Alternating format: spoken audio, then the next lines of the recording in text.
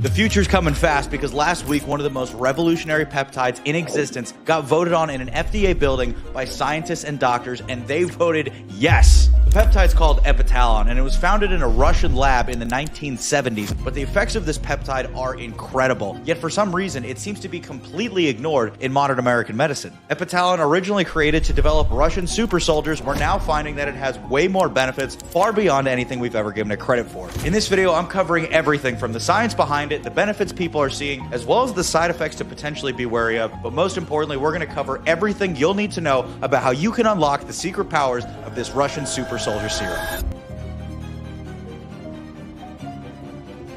Before we get started, it is important to note I'm not a doctor and nothing I say in this video should be misconstrued with medical advice. And if you're going to follow through with any protocols we talk about today, make sure you are only doing this under the direct supervision of a medical professional who specializes in this field. Now, let's get started. Before I start touching on studies, let's understand what we're working with here. Deep in the center of our brain, right between the ears, sits a tiny little gland about the size of a grain of rice. This is the pineal gland, and it is, in my opinion, one of the most unexplored parts of the human brain, which I find very interesting because if we look at some other civilizations, even ancient civilizations like the Egyptians, they talk about using the pineal gland to access as a doorway to higher level beings. Now, I'm not sitting here telling you we're going to connect with aliens today, but I do think it's interesting how even ancient civilizations were aware of the pineal gland and use it as what they called a doorway. Now, that doorway label adds up to how we view the pineal gland today. Most of what we understand the pineal gland for, how many times am I going to say pineal gland, is we look at it as an internal alarm clock. We understand it as the part of the brain that when light goes through our eyes, that's what hits our brain to spike our cortisol in the morning, knowing that it's time to get up. It's also the part of our brain that when it becomes dark, that darkness passes through our eyes and our brain knows that it's time to now produce melatonin, our sleepy hormone. In short, the pineal gland is going to decide when it's time to rest, recover, and repair, as well as when it's time to be energetic, focused, and driven. Now let's talk about what Dr. Cavinson had envisioned for it,